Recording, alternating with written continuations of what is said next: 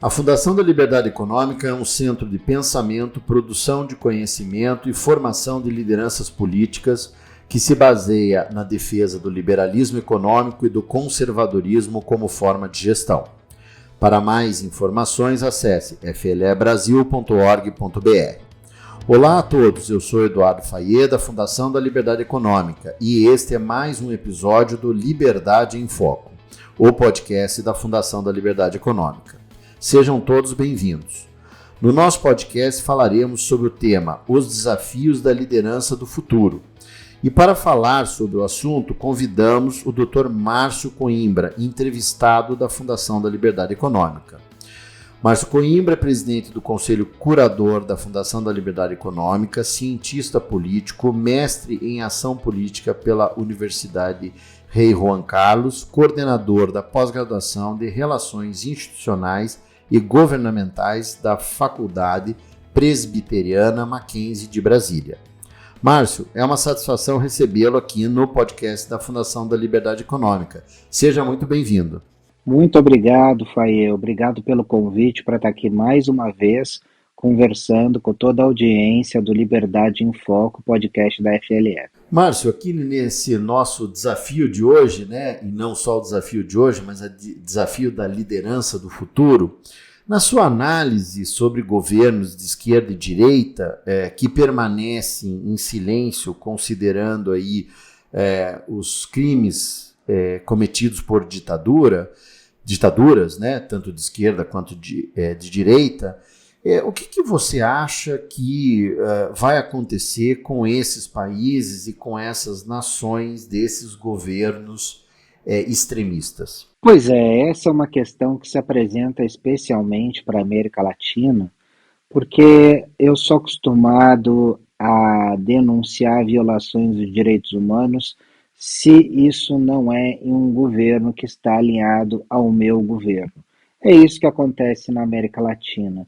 Então, governos de esquerda acabam não denunciando todas as violações que nós temos de direitos humanos em países como Cuba, Nicarágua, Venezuela, e regimes de direita, eles acabam não denunciando violações de direitos humanos que acontecem em países, por exemplo, como a Rússia, como a Hungria, como foi recentemente o governo Bolsonaro no Brasil. E nós vemos que governos de esquerda também têm dificuldade. Então, isso gera o que nós chamamos de padrão duplo. Ou seja, eu não defendo a agenda civilizatória dos direitos humanos em si. E direitos humanos é bom a gente conceituar aqui para o ouvinte. Direitos humanos é todo o direito que o cidadão tem de se defender da arbitrariedade do poder do Estado. Então, em um polo tem que estar o Estado e no outro polo o cidadão. Se o cidadão consegue se defender do poder do Estado, digamos assim, nós temos aplicação de direitos humanos. Quando o Estado ultrapassa essa barreira, né, e gera uma intervenção indevida na vida do cidadão, isso acaba sendo uma violação de direitos humanos. Então, direitos humanos é um conceito civilizatório, especialmente depois da Segunda Guerra Mundial. Nós defendemos muito o direito do cidadão de ter a sua independência, a sua autonomia frente ao Estado. Porém, o que nós temos visto é que, seja em regimes de esquerda ou direita, quando há violação de direitos humanos, especialmente em países da América Latina, como a gente está falando, esses países tendem a não denunciar os outros países que são da sua linha política neste abuso. E isso gera um padrão duplo, o que é um grande problema. Ou seja, eu só denuncio se for um regime contrário à linha ideológica a qual ao meu partido está afiliado. Então isso é uma coisa que tem que mudar. Nós precisamos ter um padrão único, não um padrão duplo, ou seja, a defesa de uma agenda civilizatória independentemente do padrão ideológico. Se eu sou de um governo de direita e vejo violações no governo de esquerda, eu tenho que denunciar, mas se eu vejo em outros governos de direita, eu também tenho que denunciar e tenho que agir contra isso. O mesmo se aplica aos regimes de esquerda. Quando eles veem uma violação em regimes de direita, eles já denunciam. Agora, quando isso acontece em regimes de esquerda, eles precisam denunciar também. Precisa estar acima da pauta ideológica. Muito interessante essa tua perspectiva, Márcio. E aí o que fica claro é que não é se é de esquerda ou de direita que é importante, e sim é o padrão civilizatório, como você muito bem colocou. E aí a minha pergunta, em quais países essa fidelidade ideológica, né, que nós estamos aqui evidenciando, falou ou fala mais alto do que a integridade moral, que me parece que é o conceito de proteção civilizatória, né, da humanidade? Olha, Faye, infelizmente o padrão que a gente tem no mundo é o padrão duplo. Tá? São raros os países que colocam uma pauta civilizatória acima de uma pauta ideológica. E nisso a gente pode colocar na vanguarda os países da Escandinávia, que tem esse comportamento, onde colocam a democracia, os direitos humanos, acima de qualquer pauta ideológica. Né? A maioria dos países europeus também faz isso. Estados Unidos, Canadá, são países que agem nesse sentido, Austrália, Nova Zelândia, com algumas exceções, claro, em alguns casos, mas quando a gente desce para a América Latina, a gente vê que o padrão duplo se tornou um padrão. A exceção agora ao Chile. O Chile, com o presidente atual, o presidente Gabriel Boric do Chile, ele sim tem começado a denunciar as violações de direitos humanos em regimes de esquerda. Vamos lembrar que existe uma dualidade entre esquerda e direita em vários países da América Latina. E vamos lembrar que no Chile nós temos essa dualidade muito forte, uma alternância entre governos de direita e esquerda. E o Boric, ele representa uma esquerda, a esquerda do Chile. E sendo um representante da esquerda, ele recentemente denunciou as violações de direitos humanos na Venezuela e agora há poucas semanas na Nicarágua. Ou seja, ele é um presidente que se coloca na vanguarda do padrão que a gente vê na América Latina, agindo da forma que a gente espera que uma liderança haja, né? Como muitos governos europeus, especialmente os governos da Escandinávia, ou seja, ele coloca um Chile em um outro patamar.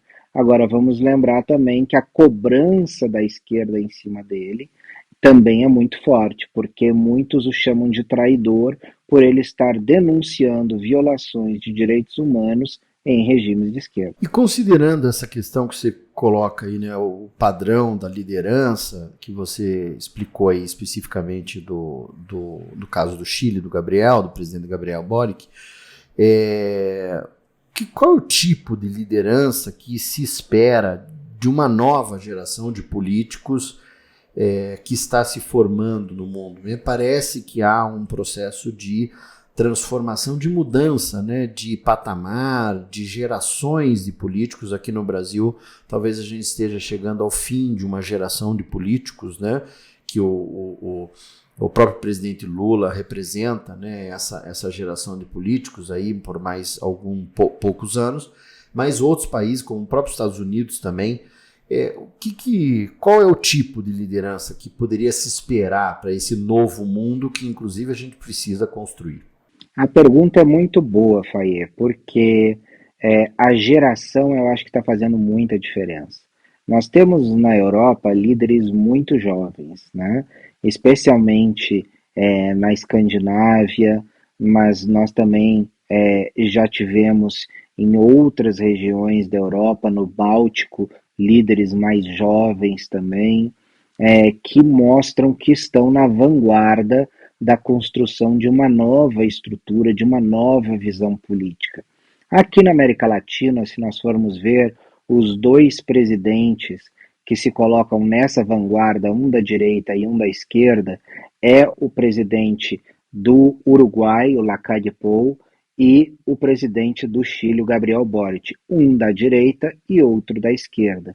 À exceção deles, nós temos aí um sem número de líderes, na sua maioria numa outra geração, em uma geração mais velha, e especialmente em Brasil e Argentina, líderes bem mais velhos, de uma outra geração, já beirando entre os 70 e 80 anos, como acontece também no México.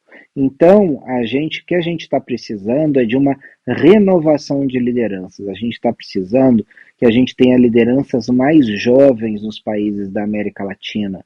E nas Américas, de um modo geral, se a gente for englobar Estados Unidos, onde a gente teve o Trump e o Biden, que são dois líderes mais idosos que ficaram à frente desses dois países, uma espécie de uma gerontocracia nos Estados Unidos, enquanto o Canadá respira ares muito mais renovados com o Justin Trudeau, que é um jovem premier que também tem apresentado ideias muito modernas. Então eu acredito que essa renovação e essa juventude, ela faça muito bem e ela ajude a colocar o padrão civilizatório acima de diferenças ideológicas e que assim nós possamos construir um país e um mundo onde nós tenhamos direita, esquerda e todas as suas vertentes dialogando.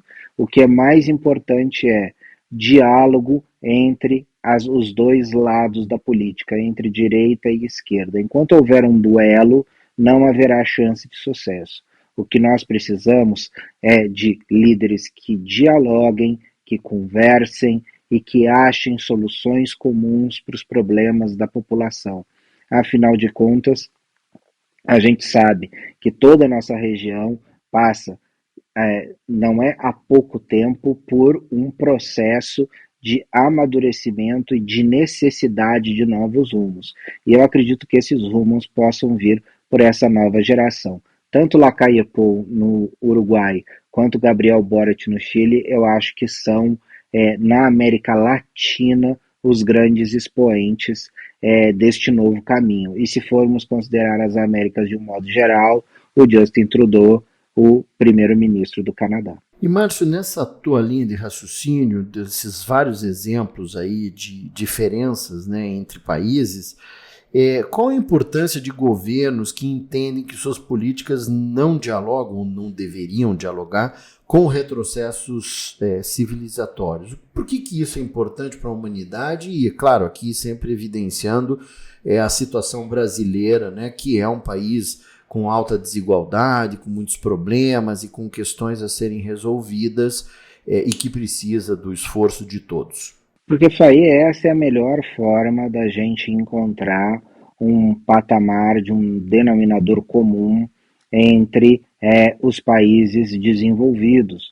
Aonde o Brasil, se quer se colocar em um patamar de nação desenvolvida, ele precisa defender conceitos importantes como a democracia, o Estado de Direito, conceitos civilizatórios, como respeito aos direitos humanos, respeito às instituições, né? E a gente viu que o Brasil enxergou uma regressão em algo que já vinha sido construído ao longo do tempo. E a América Latina é uma sucessão de golpes de Estado, de viradas de mesa, que realmente geram somente um retrocesso para a população. Para que nós tenhamos países que se desenvolvam, nós precisamos de políticas públicas perenes, nós precisamos de uma gestão moderna e eficiente do Estado, que eu sei que é uma questão que você estuda muito bem, colocaria isso muito melhor do que eu, mas exatamente é isso que essas nações precisam, de uma gestão pública eficiente, de partidos que dialoguem, de uma política que seja saudável, não uma política de embate, não uma política beligerante, mas uma política de entendimento. Diálogo na política é fundamental. Mas, infelizmente, a gente vê que cada vez mais em países como o Brasil, o que dá voto para os políticos são as suas posições extremas, tanto na extrema esquerda quanto na extrema direita.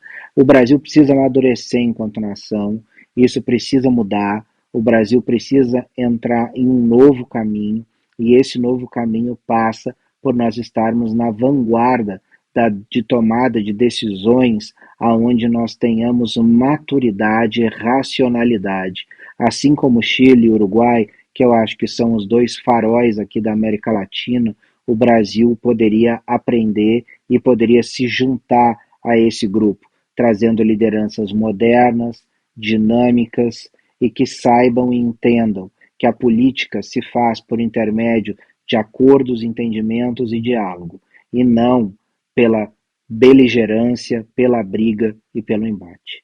Márcio, muito estratégica e importante a sua análise. E espero que todos tenham gostado desse episódio com o tema Os Desafios da Liderança do Futuro.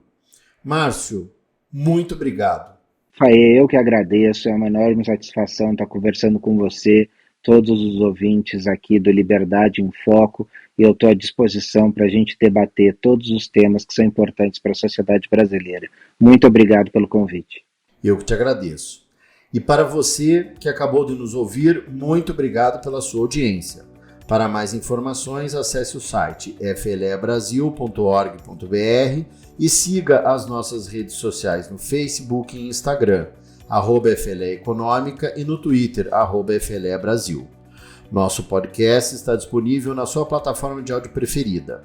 Você também pode seguir nosso podcast no Spotify, Amazon, assinar no Apple Podcasts e se inscrever no Google Podcasts ou no Castbox e favoritar no Deezer. Desse modo, você receberá uma notificação sempre que um novo episódio for ao ar. Eu sou Eduardo Fayet e esse foi mais um Liberdade em Foco. Um grande abraço e até a nossa próxima conversa.